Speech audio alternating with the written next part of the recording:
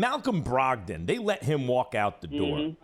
And I get what's his name from the Bills, from the Bulls. Mirotic wanted to play in Europe. If they would have kept him, he was excellent. Like to me, had he been healthy in that original run they made, maybe things are different. But he leaves. But Brogdon, you had a chance to keep and grandfather in under the cap, but you'd had to pay luxury tax. Right. But right now with Brogdon, they could have made a deal for a superstar. They didn't have him. That ship has sailed. You know what I think, Scoop? The deal they just made.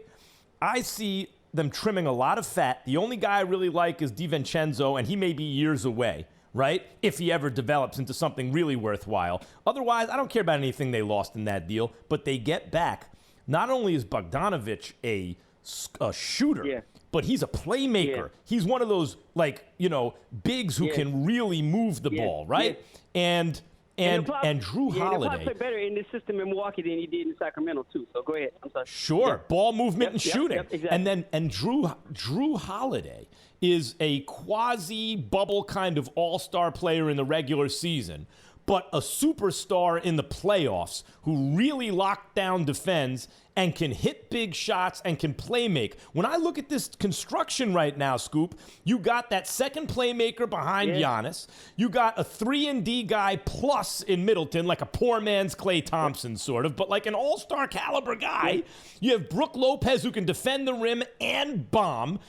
Like, you got a lot of stuff on this team all of a sudden. All 5 positions, it's like can shoot and defend. Yeah, you're exactly right. I mean, Drew Holiday is the version of Eric Bledsoe they thought they were getting when they made the trade to get him from Phoenix.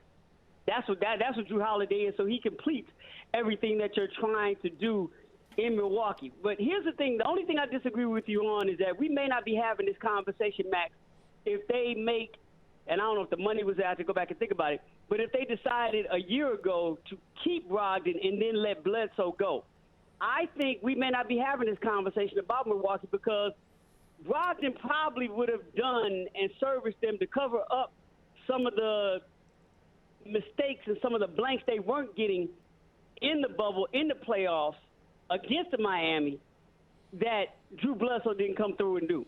I think Brogdon was a much more reliable. I'm saying they may have gone.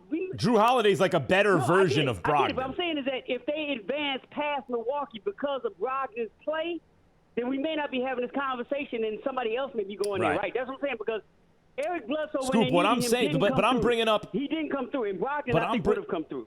That's basically what I'm saying. Right, but although Brogdon had an off year last year, but I'm bringing up this because when you look at the Nets, they have better upper end talent, but the pieces don't fit just right. You have a couple of ball stoppers. You have KD coming off injury. When you look at the Bucks, they don't have the same talent. That usually means you're not going to win. The more talented the team with the more upper echelon talented guys win. But Drew Holiday running your point. Yeah, I love it. With Bogdanović and Middleton and Lopez surrounding the freak, those pieces seem to fit almost perfectly together. Like, that's ideal. Do you think they would have a shot to knock off the Nets, the Bucks would, with this current configuration if the Nets got Harden?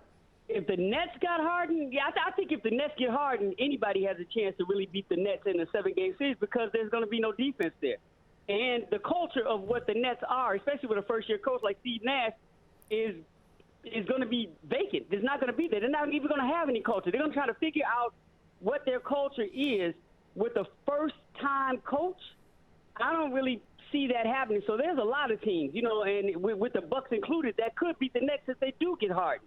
But here's the thing. My question to you about the Bucks is, will Drew Holiday make Giannis a better player in 7-game situations when it comes to the playoffs? Because as great as Giannis is, I think so. Right. Now, if he can do that, then the Bucks are going to be a problem.